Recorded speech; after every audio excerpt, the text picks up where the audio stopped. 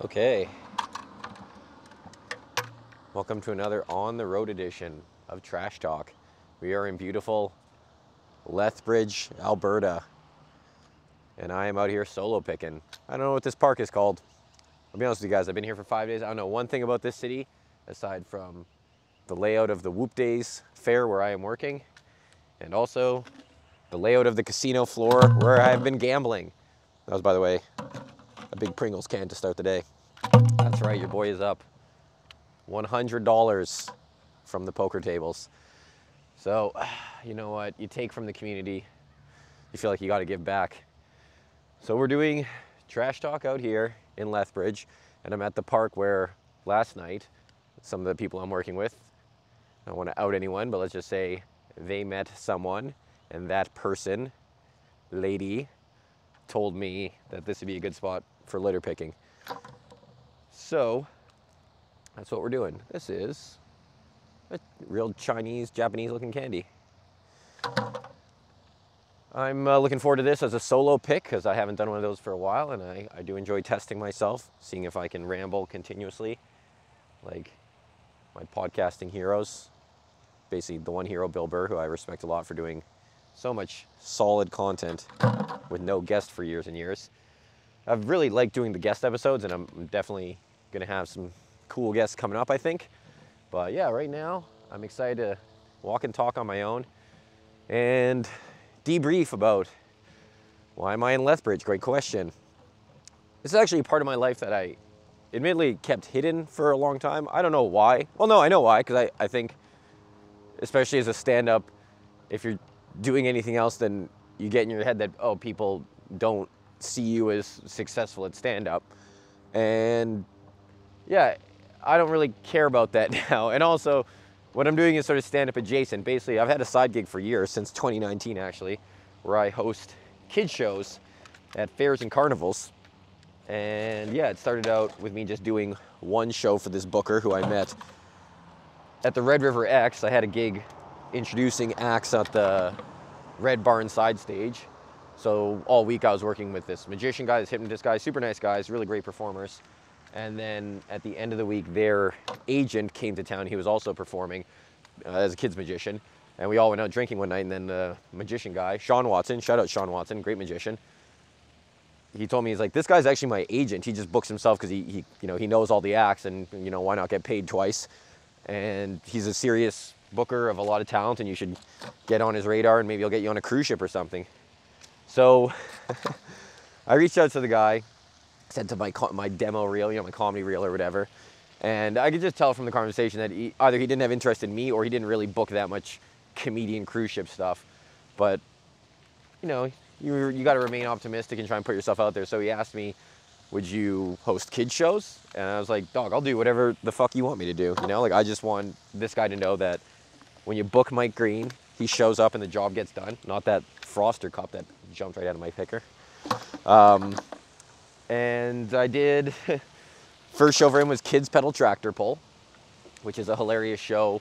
It's pretty simple from a host perspective. You just do some barking for like 10 minutes before, like, hey, if you're a kid between the ages of 4 and 12, come sign up. We're looking for the toughest kids here at the fair. Come test your strength against our tractors. And then the show starts, you introduce it. The hilarious thing about that is, like, I've never seen a script for this. I learned the show from a guy who'd learned the show from a guy, and they both told me, we each do it a little bit differently, and I do it different from them.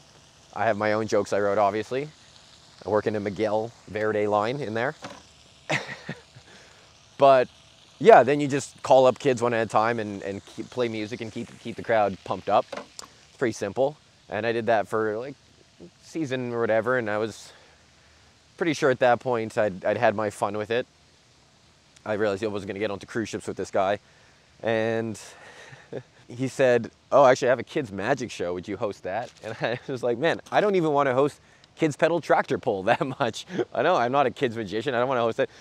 And then he said, well, I'll pay you double. And I was like, all right, well, give me the goddamn egg bag. Show me how the egg disappears. Like, I'm gonna learn this, if for nothing else than a challenge, because it is challenging. It's cool. I've gotten to see the State Fair of Texas, one of the biggest fairs in the world, all the way down to like, I've been in Lake City, Florida, population 2,000 for like the county fair.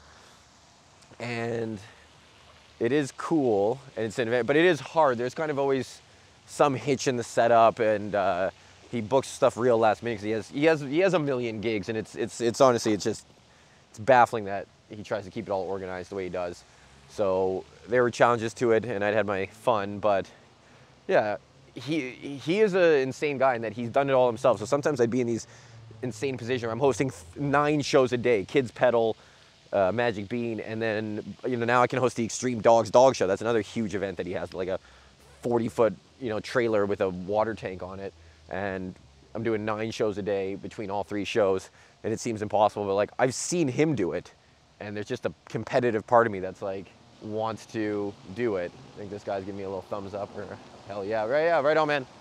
So yeah, that's what I'm here doing. I'm hosting 2 shows at this one, 2 of the kids shows, but the same company, the same booker, also has added a Extreme Lumberjack show to his arsenal of shows. So I'm here with 4 guys who, only one of them is an actual lumberjack.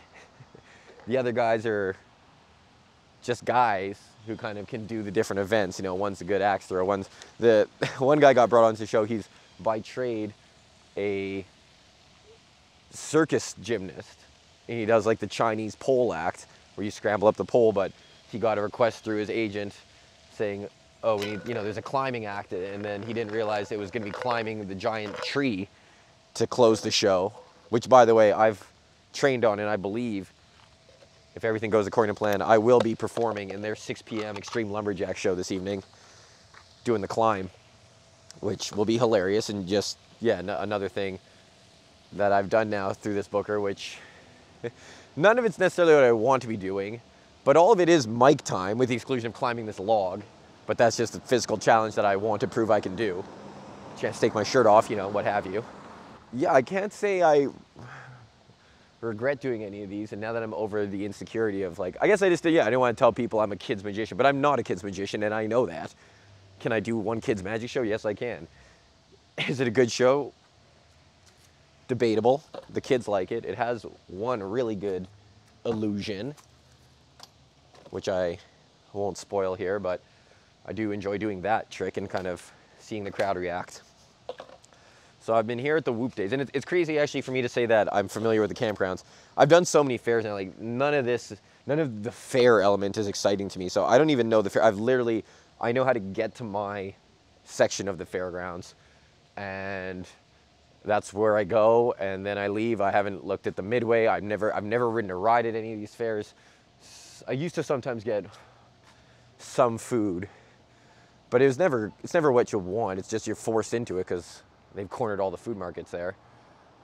And yeah, basically, oh God, my arm is so tired already. This is insane. I don't know if this is from what the hell I'm doing at the fair. I do have to lift some weights to load the kids' pedal tractors, so that's frustrating. Not frustrating, but that might be why my arm is so goddamn tired. I'm also not seeing any dumpsters, so I think I have to manually dump, which is insane because these are really small dumpsters.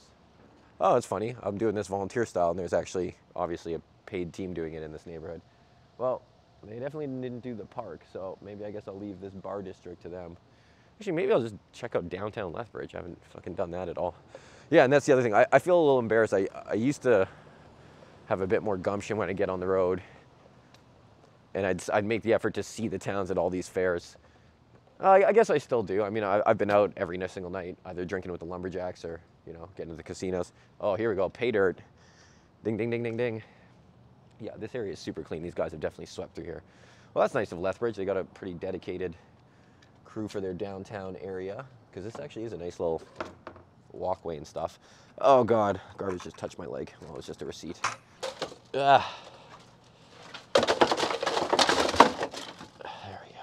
go. Man, my hand is killing me. Other fun fact, which people, I can't tell how many regular viewers I have. Numbers have gone weird since I started posting to Spotify and YouTube. It's like the YouTube views dropped dramatically. I was in the 200s, and now I'm, around 100. And I was like, oh, well, that makes sense because now people are watching on Spotify. But Spotify shows like no views whatsoever. So I don't really understand what the hell's going on there. What are these little bricks? Is this a game of some sort?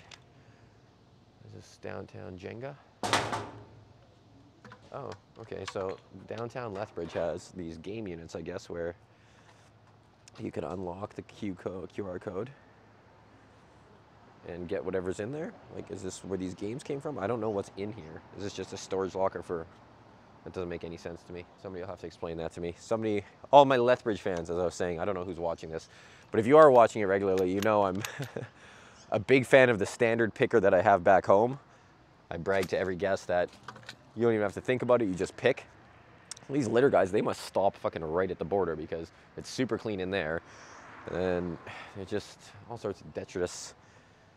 I think it's detritus. One time a guy told me it was detritus, and I couldn't prove him wrong because it was before the internet, and I never looked into it since then. But I call certain people the detritus of society, and maybe I should be calling them the detritus, or maybe I should not be denigrating anybody in society. And yet, I think that's an accurate description of certain people. I'm not just talking about the homeless. I'm talking about just your pieces of shit who sift to the bottom. Anyway, people who've heard me talk about the picker know that I like my one back home. When I'm on the road, I keep having to improvise and just go to Canadian Tire. By the way, worst store in the world. Worst staff, worst everything. What do we got here? A bike tool, a little ratchet set. Thought it was a crack pipe at first, but it's just a ratchet, broken ratchet, strap, and rubber tube. Maybe somebody was using that to smoke drugs. Anyway, wow, it's taking a long time to talk about these pickers. I like my one back home. This Mastercraft, which I got from Canadian Tire, actually turns out to be like not a bad tool at all. And it's $9 at Canadian Tire. And what's interesting is, again, they're the worst store ever. So today I was asking where the picker was in the store in Lethbridge, and nobody knew. I realized I should have just looked it up myself. That's what I ended up doing. But people were telling me, one lady told me, oh, go to the cat section. You go to the cat aisle, you see a bunch of cat stuff. And I was like, I don't think you understand what I'm looking for, miss. But I found it, but before I found it in aisle 16, automotive sort of tools, garage tools, a lady sent me to 36. She called it the old people aisle. And the same, honestly, I would say a worse tool, a much worse tool, but marketed to old people as a grabber. You know, the little graphic shows a senior getting it off, something off a shelf. The much, much worse grabber, like the worst picker I've ever seen. It felt so flimsy, had less pole, you know, length. That was like $32. So if you have a senior in your life and they need grabbing assistance, do them and yourself a favor and just get the automotive, you know, the handyman version of the tool. Oh, this is sad. Oh, this is, well, I'm gonna put this down. What do we got here? Lethbridge, just when I was worried you didn't have enough trash. We got watermelon. We got iced tea containers. We got, I don't even know what somebody was doing here. If this was a party, it's a weird party. Skittles, cigarette pack. That is a hell of a party. I think I can honestly just fill here and then go right back to that dumpster that I just found. So yeah, that's what I'm doing in Lethbridge. Been super fun drinking with the lumberjack crew. One guy, like I said, is a circus performer, and he's just this little ball of muscle. He's a little French Canadian. Yeah, he's so vascular.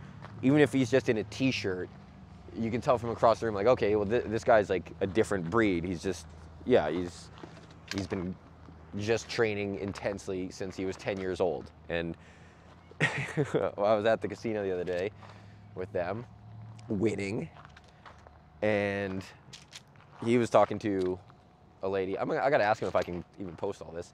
But basically, he met a woman, and I heard him walk by, and he was explaining to her with his broken English. Just kidding, his English is great, but he was explaining to her, yeah, I'm a lone child. How do you say? A lonely child? And she was like, oh, you're an only child? And I was like, all right, well, she's interested in this little, how could you not? I was interested. It sounded, I kind of called him out on it later. He's like, no, I did not know the word. And I was like, all right, it sounded like a stock line that you say to babes to make them want to heal you and your loneliness. I am, how you say, a lone child, a lonely child. Truly amazing.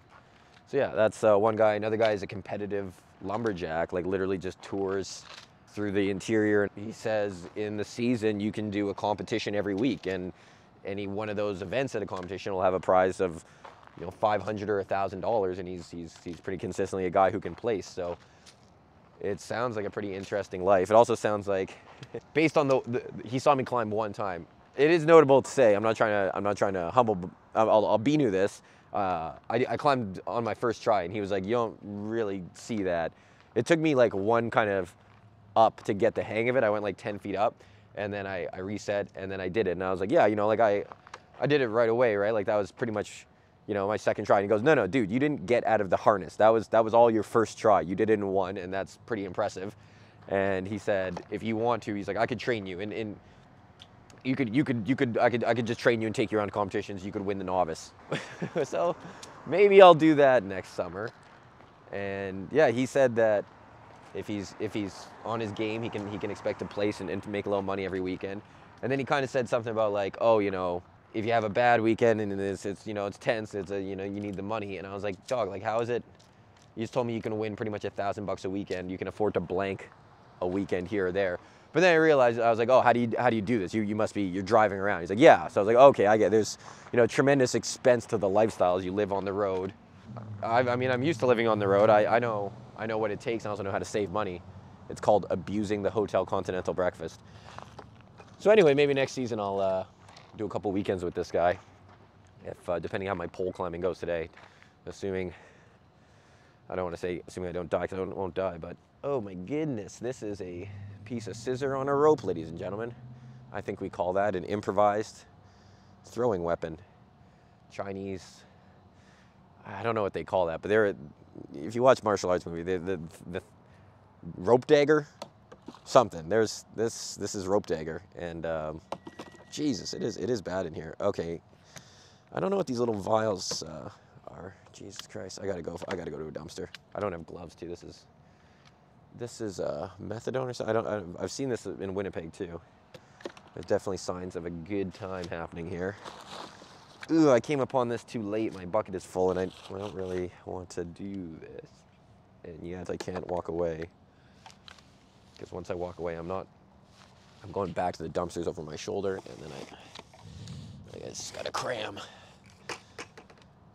Seeing all these McDonald's wrappers. I've been doing a good job. They actually, really nice fare people, management, they gave us these food vouchers for the canteens, which is, as I mentioned, fair food. Normally it's pretty expensive, and it's not really what you want. It's just what you're forced into, and I avoid it at all costs, but free is free. So I've been eating exclusively fair food. And the problem is, there is good food at fairs, like, you know, cool trucks will show up or whatever, but these vouchers only work at the sort of fair run concession. So it's just your basic burger or chicken fingers and fries.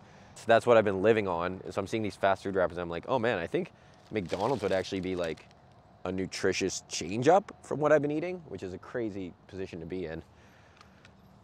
But I think I'm at that point where, you know, when you're on a trip and you just know you haven't eaten vegetables because you've been eating in restaurants and takeout and whatever, and you start to think that potato is a vegetable. You know, like you're at a restaurant for the third night in a row, you're getting a steak. You're like, well, if I get the side of mashed potatoes, when you're counting potatoes a vegetable, you know your body is rebelling against you and you're not taking healthy dumps. That's the state I'm at. I just want to go home and take a normal dump. That is going to feel nice. Just, I have a friend, I don't want to out him, but let's say he's not the healthiest guy, and I think we were talking about satisfying dumps at one point. He said, yeah, I'm like 50-50 now. There's something. It was just the man who was resigned to not knowing what was coming out of his body, which is not a nice feeling. Yeah, no veg. There is a stand that does corn that I can use my vouchers at. So I've been getting corn on the cob, classic fair food. I get the, Korean street corn or Mexican street corn. So it's slathered in, well, butter for starters, and then each of those has a sauce. One has like a lime crema or something, and it's basically not healthy the way they're doing it. So that's been my veg, is 2 pieces of corn on the cob eaten back to back, covered in cotija cheese. What is cotija cheese if not feta? God damn it. Fucking bag blew out of my thing. Oh, you piece of shit. I have a bag and a hanger, and I'm trying to just get it over to the dumpster. Oh, I should have got gloves. Here, I gotta just cram this back in. Cram in. That'll stay in there now. This is gonna be hard to get out actually now. Oh, some people are doing the park. Well, whatever. I'm also doing the park. But yeah, cotija cheese is feta cheese. I don't understand. I don't understand what we're doing here, and I don't know. If they were side by side, I could probably tell the difference, but difference wouldn't matter. It tastes the same salty, white, crumbly sensation. There might be a subtle difference. Maybe I guess if I had to just say at a glance, like it crumbles differently than feta. I didn't say I thought it was funny. I said I thought it was interesting. That's from I Think You Should Leave. Shout out Tim Robinson, truly a genius of comedy. Oh, what's gonna be my breakfast when I come home is leftover fair pizza, the same one I was just complaining about. Well, no, sorry, then I work all day, 6 shows, and then I'm out of here. And I really am at a point now in my life where I miss my home life. I miss my home life. I don't have to be gone that long. Kind of always like that. You know, 5 days is like, do I fucking live here now? Like, I want to go on a trip. I want to go for someplace for 3 days. That's plenty. Friday through Sunday, home Monday, maybe Thursday through Sunday. Thursday through Sunday is probably good. You get the weekend in there, you get a weekday. Keep it moving. But I miss my cats. I'm getting non-stop cat updates from Chloe, which is nice. Barbara and Vivian, the sweetest, dumbest cats there ever were. Well, Barbara's dumb. Not to be too, I don't want to be cat guy. We don't need to get into this conversation, but she's a classic ginger cat. The stupid ginger who's so goddamn sweet, it breaks your heart. She even purrs like she's dumb. Your purr is not like a uniform purr. It's like a sort of fat girl snuffling, snorting sort of purr. And then Vivian is very sweet and nervous. There's a guy crouched behind that car, but he must just be doing drugs. He's not breaking into the car or anything. Oh, it's not my problem. Not my town. I don't yell at homeless in this town. I am still that yelling at the homeless guy video, yelling at the bike thief, I should say. Yeah, I gotta stop. I think I'm not doing myself a service by saying I yell at the homeless. I was first and foremost yelling at a guy stealing a bike. Whether or not he had a home was sort of irrelevant. And he very, very well could have had a home. Police never caught him. So he's living somewhere. Yeah, that video continues to rack up views and follows. And then the CBC one that I did, which I sort of, ooh, this is a crazy situation. So this is those little vials, syringe, no needle. I'm gonna be careful in here, but I do want to get some of this stuff out of here. Anyway, yeah, okay, so what does Lethbridge have a problem with? They have a problem with, oh, this is NOXALOWN. So they don't have a problem, they have a solution.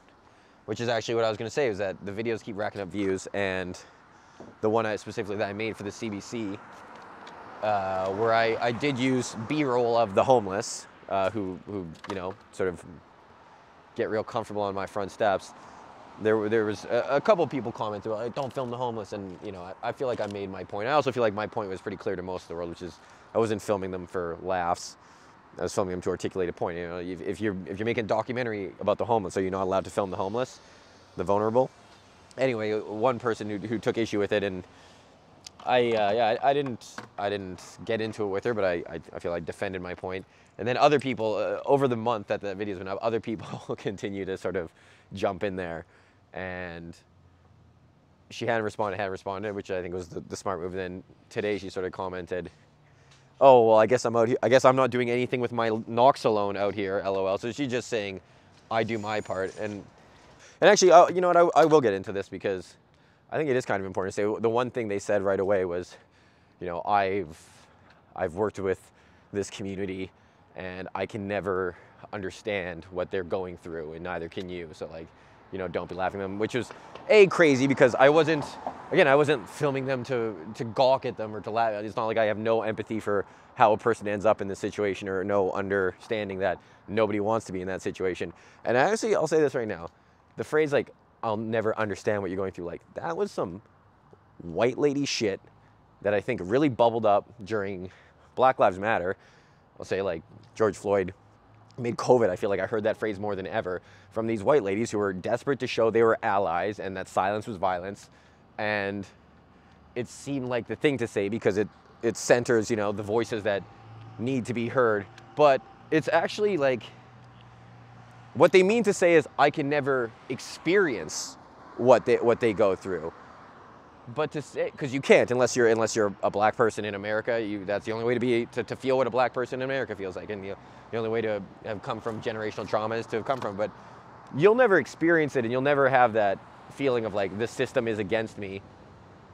But to say, I could never understand, that's actually I think the least helpful statement. And words kind of matter. I think these people who say, I could never understand, like then you make it see, this person isn't a person. Like, we can all understand each other, you would hope, or else what the fuck are we doing here? I didn't try and get into the comments too much with this lady, but I did call her out on that. I was like, hey, I think you're doing yourself a disservice there if you feel you can never understand what an unhoused person feels. Like, we all understand sadness. We've all felt sadness in our own lives, and like, if you can't extrapolate based on your own experiences what this person is, how could you ever really help them or know them or love them? You know, like, not to get all philosophical, but you know, it's from Ender's Game. In order to destroy the aliens, he had to truly. There's something to that. I'm gonna lose all my credibility now by turning this into a conversation about Ender's Game, but something about the way that he could beat the aliens was he had to truly know them, and to do that he had to love them, but he only sought to love them and to understand them to destroy them. It was the great irony there. And yeah, I don't know. I could never understand that. This person specifically was saying, you know, I can never understand them and you can never understand them. And when you go around filming them, it just ostracizes them more. It's like, again, I don't go around filming them, but also, what ostracizes someone more? Recording them at some point, or saying, I can never understand you. I could never understand you. Like, that's othering them. And if you don't have the ability to understand them, then you're the problem. You can never experience it, but I think it's sort of a critical difference. And really, full water bottle. I don't want to fucking carry this. That's not working. I was trying to just step on it. I thought it would shoot out, and now it's, fuck me. I just need to find, I'm taking this right to the dumpster. Anyway, that's my feeling on that. Oh, more rubber hosing. I guess this is what people, no, that's just rope. Anyway, NOXALOWN. That's how we all got onto this. This lady is better than us, because she didn't say that, but she was touting her training in NOXALOWN as something, and I don't necessarily give you points because you know how to administer NOXALOWN. What I hear is actually pretty easy. Yeah, have you ever had to do it? What circumstances have you had to do it under? Do you seek out people to help? Two small men, big hearts. I thought that was a Winnipeg business, to be honest with you. Either way, we don't fuck with them. We fuck with Legacy Moving. Legacy, Trash Talk's #1 sponsor, bringing you the buckets. Technically, I think the sponsorship deal I had with them ran out, but they are my friends, so I'll continue to shout them out whenever I can. And they do commercial, residential, and they'll do cross-country moves. So whether or not you are moving to Lethbridge, you can call them. Let's go down a quiet street and see what happens, I suppose. Oh, I see some trash across the way. That's my feelings on that and why I'm perfect and everyone else is wrong. I don't think I'm perfect. In fact, I know I'm not. I will say, though, some of the people in my comments, they are saying things without really considering how much I've, like, consider not only that I've obviously thought about what I'm saying, but also consider that what I'm saying is stuff that I've gone out of my way to edit and post. So it's like I've thought about it twice in the moment, and these people are sort of shooting off in the comments their first thought. And then also consider that, oh, you got thoughts on the homeless in the village. Well, unless you live across the street, unless you live where I live, if you took all the time you've ever thought about the homeless in Osborne Village and added it up, I call that a slow Tuesday, all right? This is front and center in my life. And that's not to say that I think about it all the time. Honestly, all I think about the village is I love living here. It's a great spot. But yes, when people want to challenge me on it, I always think of that Jack Reacher moment. And this is actually the second time Jack Reacher came up on this trip. But this is a weird little thing to find over here. Medicine cap, gram baggies. Oh yeah, they do have some problems here in Lethbridge. But in Jack Reacher, these guys are trying to pick a fight with Jack Reacher. You find out later it's sort of an organized hit. But he's trying to just de-escalate it, and it's pretty clear they're going to fight. And he says, all right, let's step outside. And then right before it kicks off, he looks at the guy and he goes, just remember, you wanted this. And that's how I feel like when these people want to get into an argument or a discussion or a debate. Like, I'm happy to have it, but if If I end up coming at you with just, again, I have prep time. I think I've had to think about this more.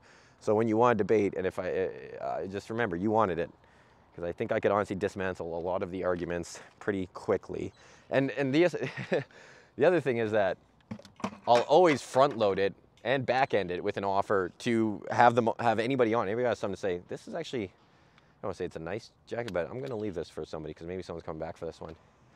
That's a bench. I have a lot of bench underwear right now, and bench socks actually. You can't see it. I guess I could take that hoodie. I could be up a hoodie.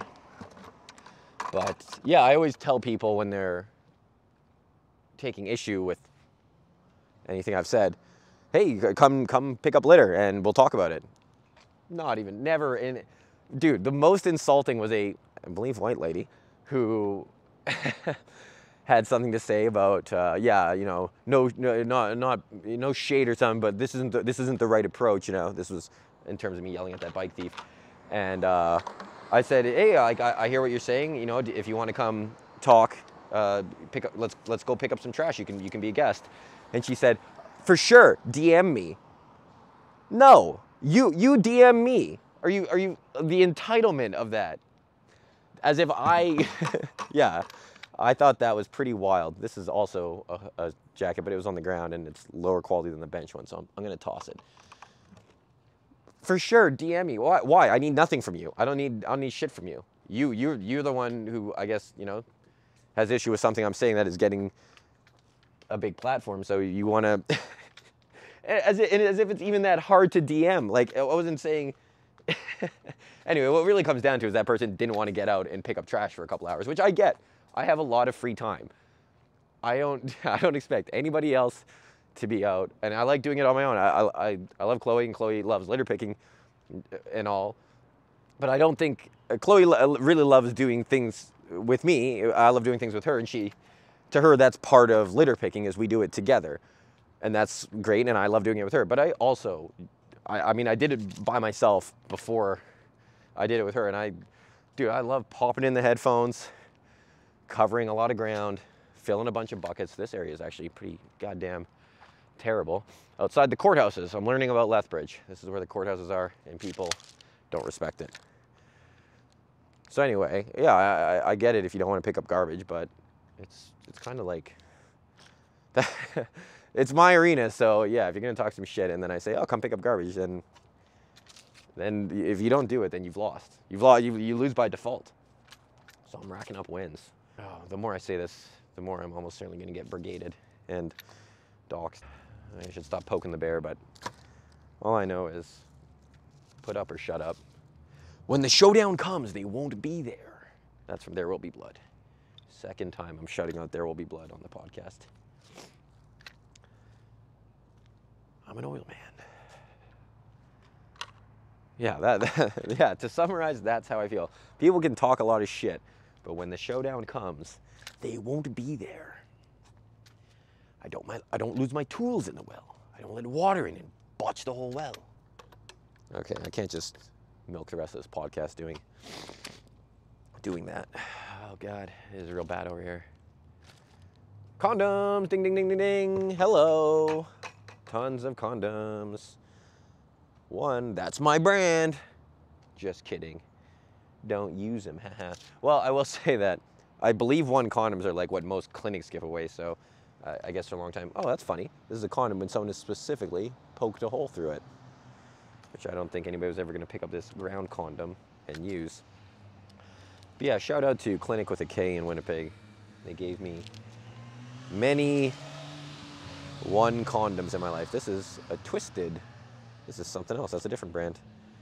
Well, Oasis One medium personal lubricant. These are just packs of lube. Whoa, hey, hello. That's fun. Lube is fun.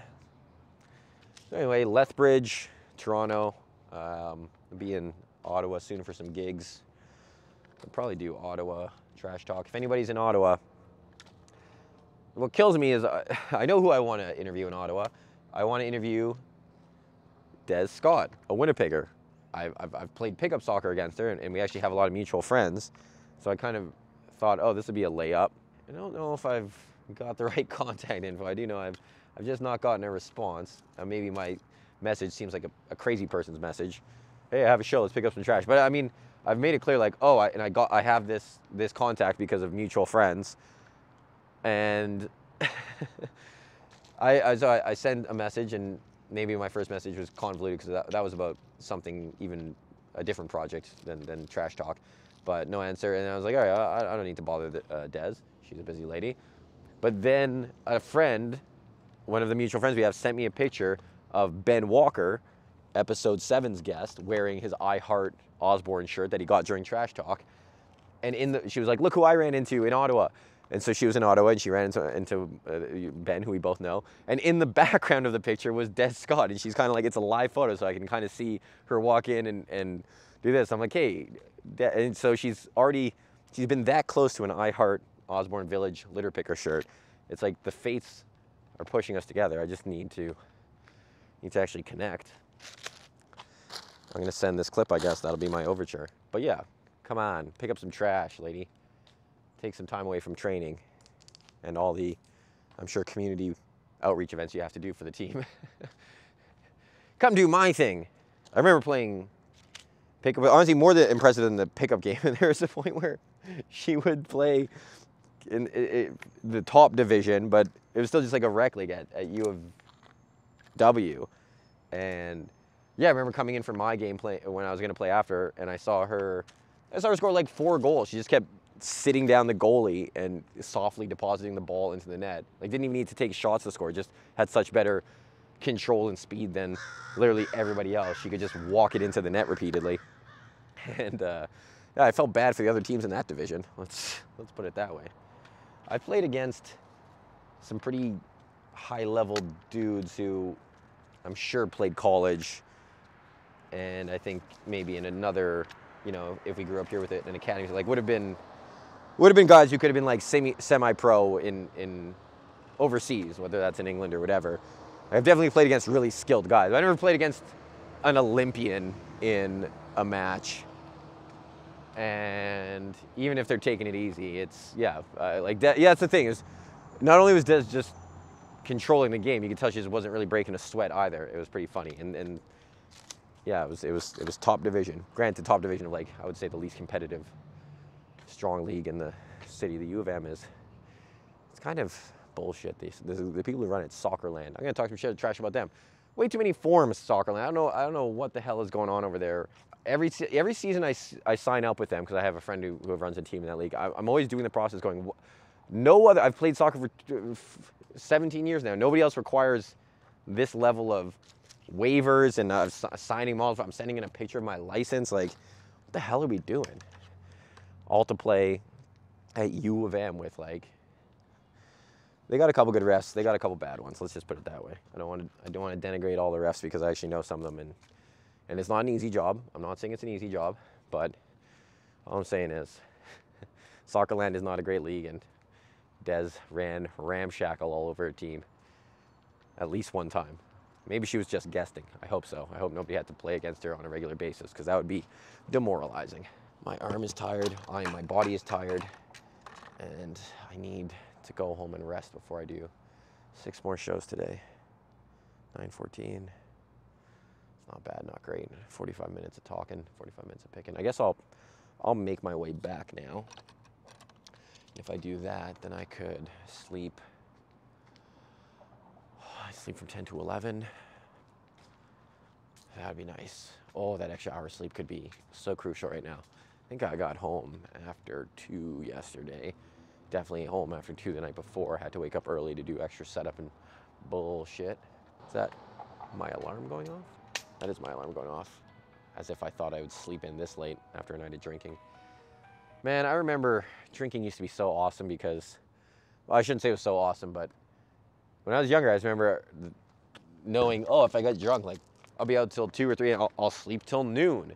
That'll be nice. And now, like, if I'm drinking, I'm sleeping 4 or 5 hours if I get really drunk. And it's not a good sleep. You're just double exhausted.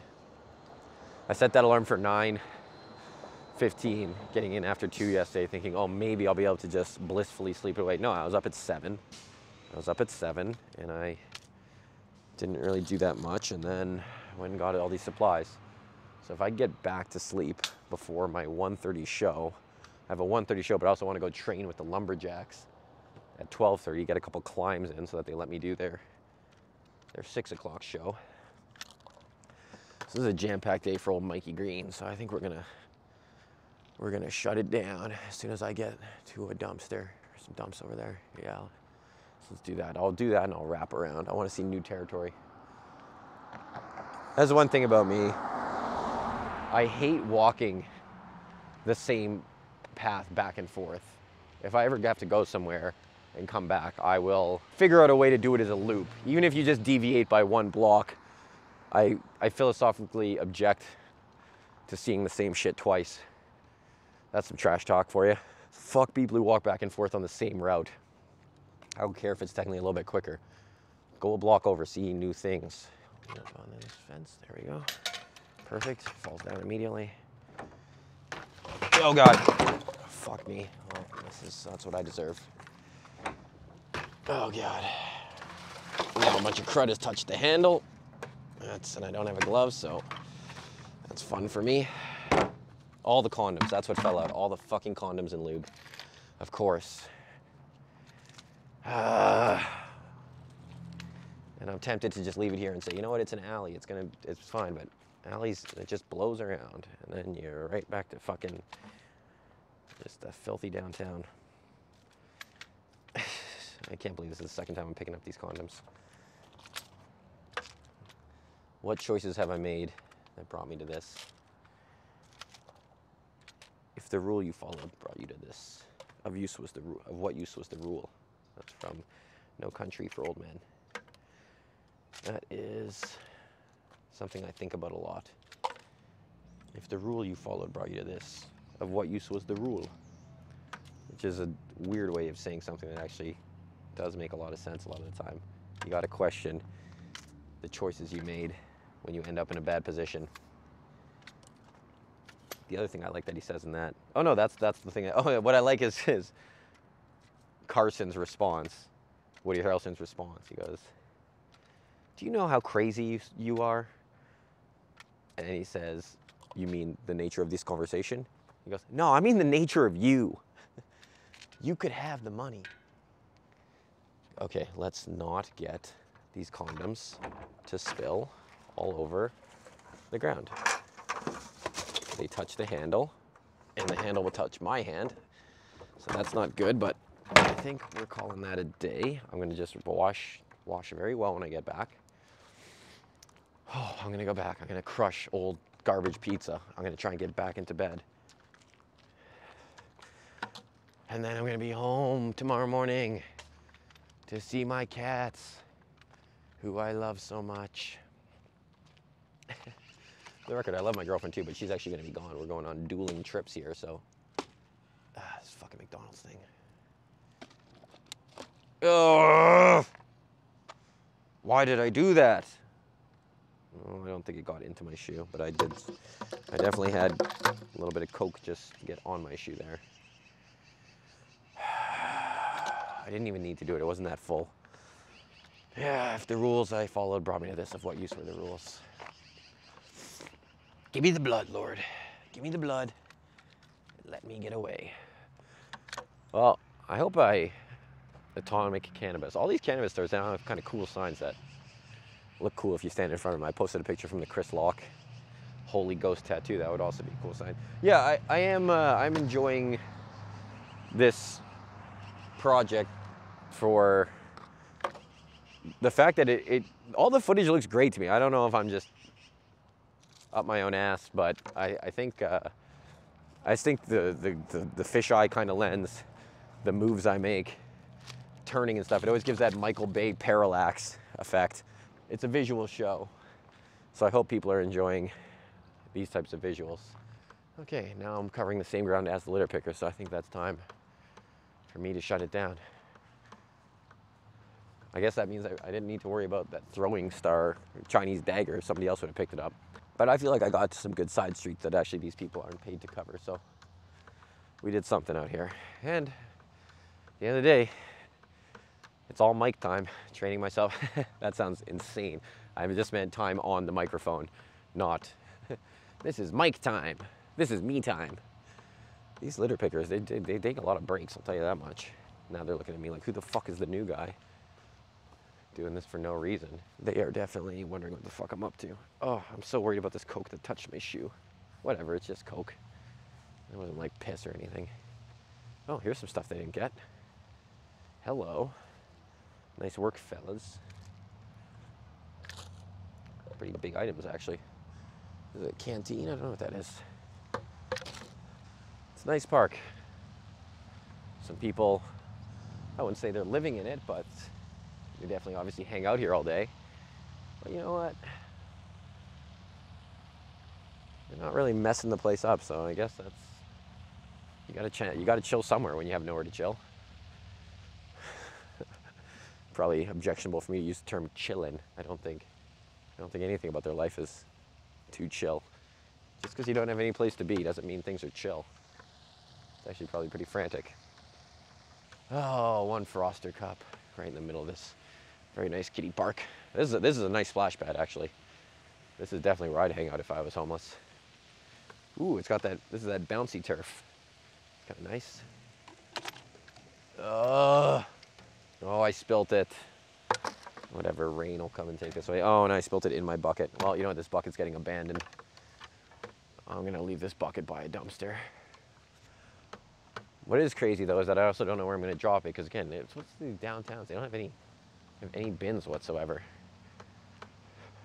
Well, that's August 22nd. No, August 23rd. August 23rd. Trash Talk, I think 12 or 13, I have no idea. Solo episode with me. Hope you enjoyed it. Hope you enjoyed finding out about my fair life, my secret hidden life.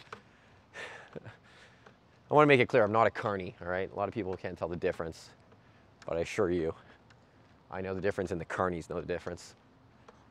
I've got all my teeth. That's a low shot. That's a cheap shot at carnies. I'm walking way further than I want to just to deposit my bucket next to a garbage. This is insane. Well, it all got me one more plastic bag, so I guess that was worth it. Paper bag. Shit's been run over like crazy.